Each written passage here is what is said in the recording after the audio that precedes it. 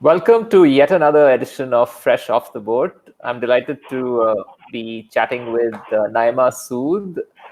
She is a student who's at York University in Canada. And today's podcast, we'll try to get and share information about opportunities studying in Canada, in the Greater Toronto region in particular.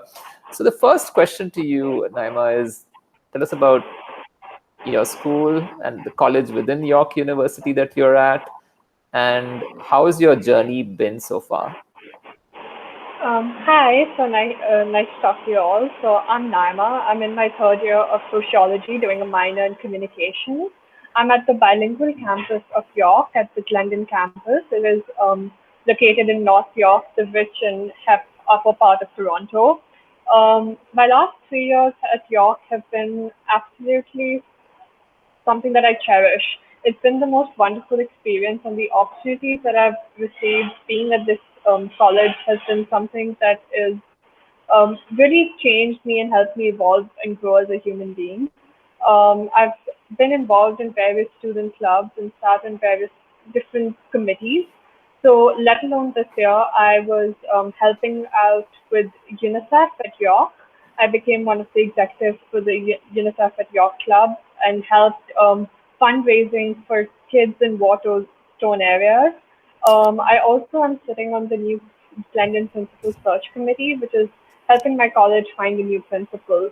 Um, and Glendon, even though like there's this misconception that small colleges don't have a lot of clubs and opportunities, I think that small colleges do have that. You just have to search for them.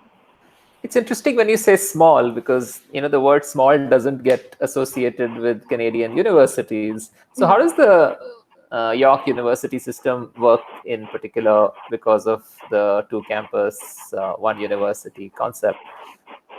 The two campuses, Keele and Glendon, you have the opportunity of taking courses at both campuses. So the reason why I picked Glendon was that I also have an opportunity to go to the bigger campus.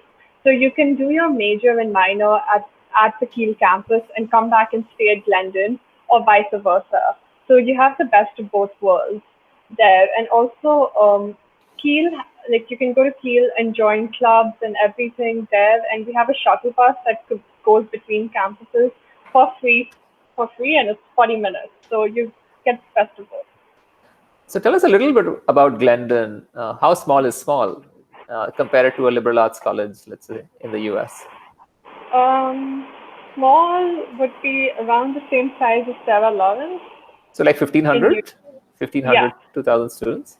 Okay. yeah, And in terms of, we associate liberal arts education with very generous faculty members who have open doors and welcome students, advising student yeah, body, which is really sort of engaged in taking active roles in sort of seeing how the college is yeah. working.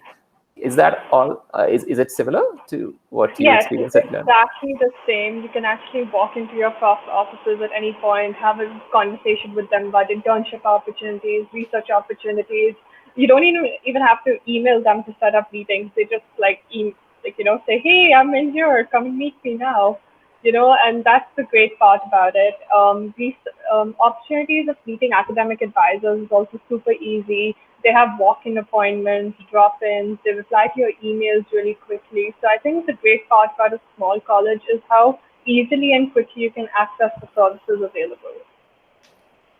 Fine, great. So if you were to talk about the colleges around Toronto and the space York occupies, and rankings don't tell the whole story. What is great about York? What is not so great in comparison to, say, U of T or a Waterloo or a Queens and others, Wilfrid Laurier and such? So I think the great part about York is like for me as a person, I'm not really competitive as such. I grew up in a very like growing up in India in that competitive education system. I realized that's not my personality fit. I don't want to be like fighting with people to get that 100. But while York does focus on the academic side of things, it also allows you the opportunities to flourish in your extracurriculars and other opportunities. York encourages you to take part in those various different clubs and things. There's not a lot of academic pressure as such, which I know may sound very dissuading to a lot of students who are just so focused on their academics. But I mean, I think you have to kind of get into college and step out of that zone and kind of like find a balance between the two. So that's the major difference I find between York and other universities. Also, with USC and things, the campus is really large. So you can, like, when you walk down, like, I've been to the St. George campus of USC, it's very scattered. So it's really hard to find your way around as a first year student. There are like different buildings, it's like across a couple of streets. So you can very easily get lost. While at York, at least it's like in one area. So while the university is massive, you really can't get lost at York because it's just one setup, one area. Great. In terms of majors, do you see the Glendon College campus of York University having sort of more popular majors versus, say, just the larger York University campus? I think not as much.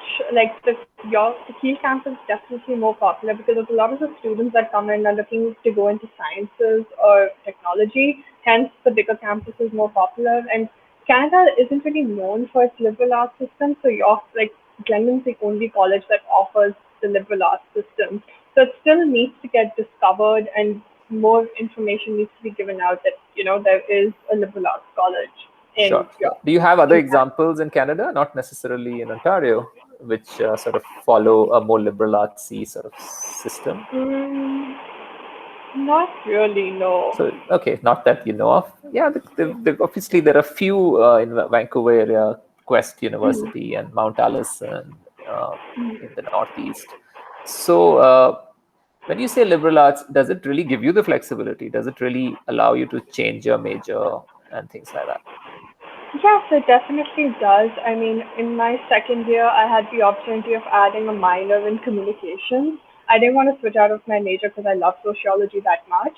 But you definitely do have the flexibility to change out of majors, go and dabble in different things. And York even encourages you to do so. So in your first year, you have to take gen eds, general education courses, which allow you to dabble in the sciences, logic, humanities, and critical thinking. So you dabble in all of those until you find what you're truly like aligned towards, and then you can figure out where to go from there. How is the setting like, the Glendon College setting? Is it very suburban, wealthy suburban, or is it a small town? Or how would you describe it? So I would definitely describe it as wealthy suburban. It is, I'm not going to lie, it's pretty expensive staying at Glendon, staying in and around Glendon. I mean, we promote Glendon by saying Drake's our next door neighbor, but Drake's also our next door neighbor because he's rich and he can afford it. So living in the bridal park, it's not easy. It's pretty tough and it's close to grocery, like getting to grocery stores in the TDC and stuff is relatively easy. There's just because there's a bus stop right outside campus, so you can just take the first public transit, get to the grocery stores, but it is expensive. Yeah. Right. So if you were to look at housing as an option, so only the first year students are guaranteed housing? Is that what it is? No, actually, all the best part about Glendon is that you're guaranteed housing for 4 years. So I've stayed on residence for the last 3 years, and I've always gotten a spot. And the best part about residence is that you have single rooms, so you get your own room, get your own space. You do also have the option of a double room as well, but yeah, I've lived in a single room for the last 3 years. Okay, great. So talking about, tell us a little bit about sociology and how your interest developed. Which streams have you explored within sociology, and how do you see it applying in the real world in your student positions at the UNICEF Club and other things that you're perhaps thinking of doing? So my interest for sociology actually grew when I took humanities here in India, and I had sociology as a subject in ISC. One of my teachers was so passionate about the subject that she really encouraged me to get into the field.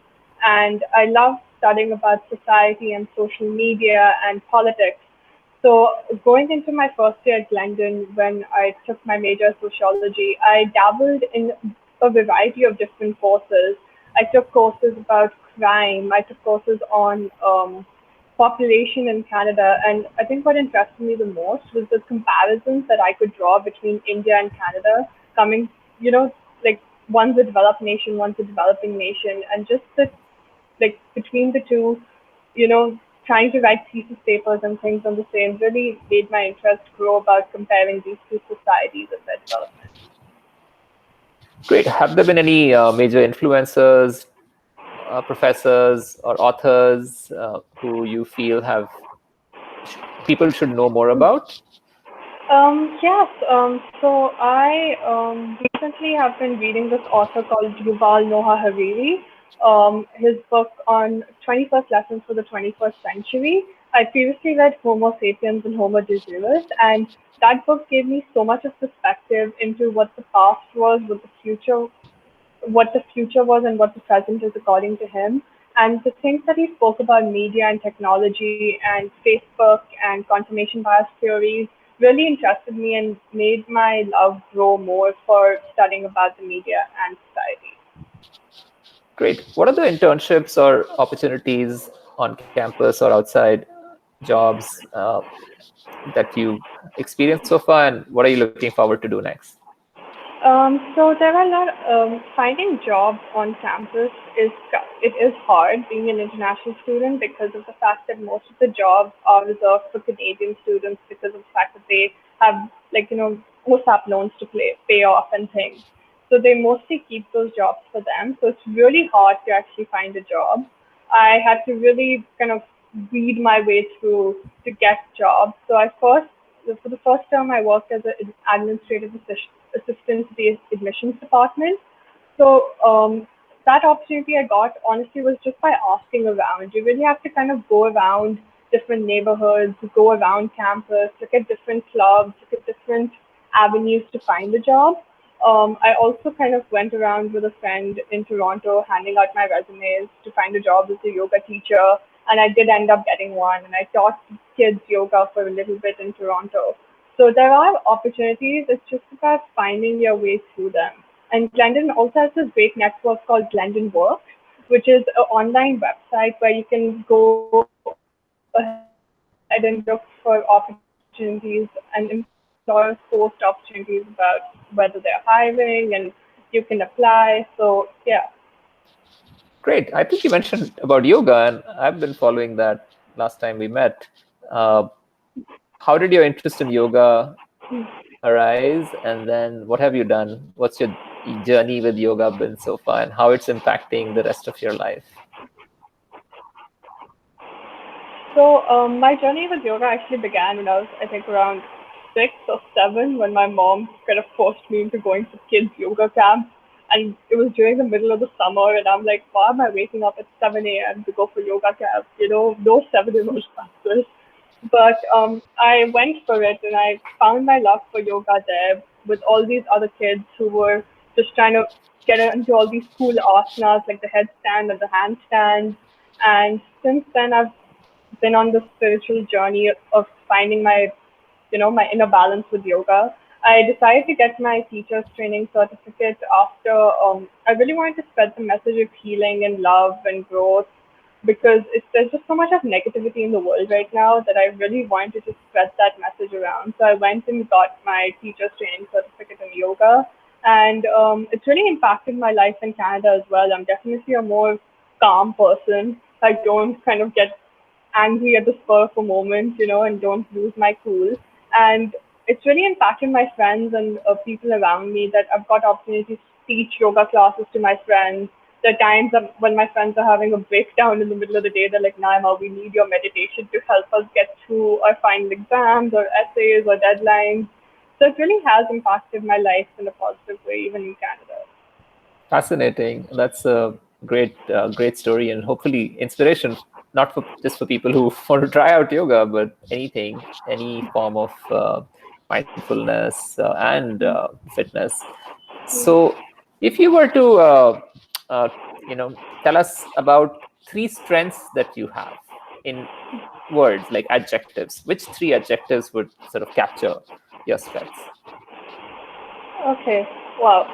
Oh, there's so many words. Okay, narrowing it down to three. Not So, humble, of course, because there are so many. yeah. Just kidding.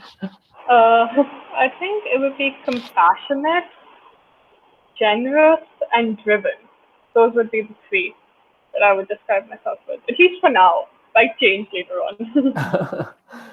What about if the world goes back to normal and things miraculously sort of get sorted out, not just of the coronavirus, but also a safer world, a much more balanced world.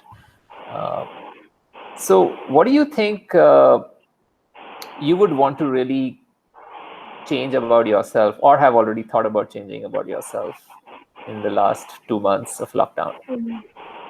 So it's like definitely it's been a really reflective time. I've like the last month I've just been spending doing online courses, mostly adjusting to the time difference, not really like gotten any time to settle back in.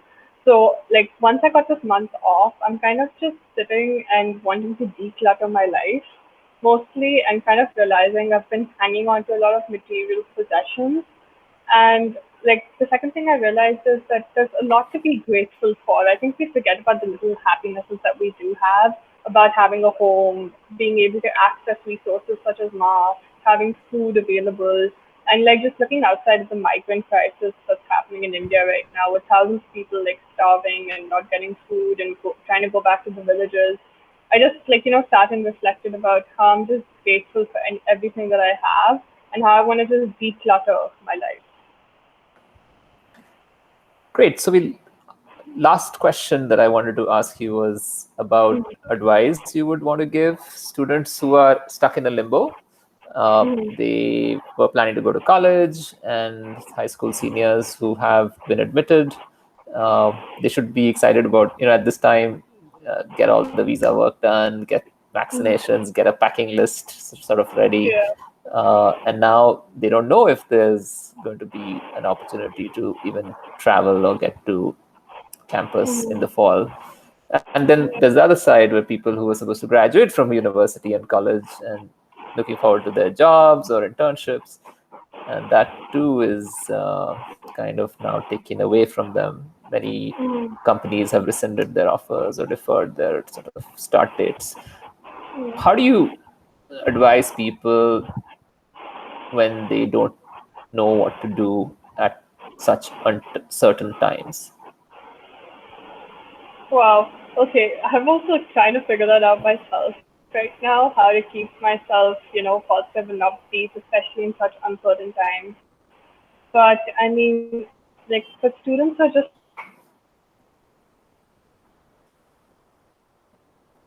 away from them. I would tell them, like, I know it's not the same doing it online and having online classes and having your frosh week online and things, but I would still say that don't lose hope. I really do believe that this is a phase into a past.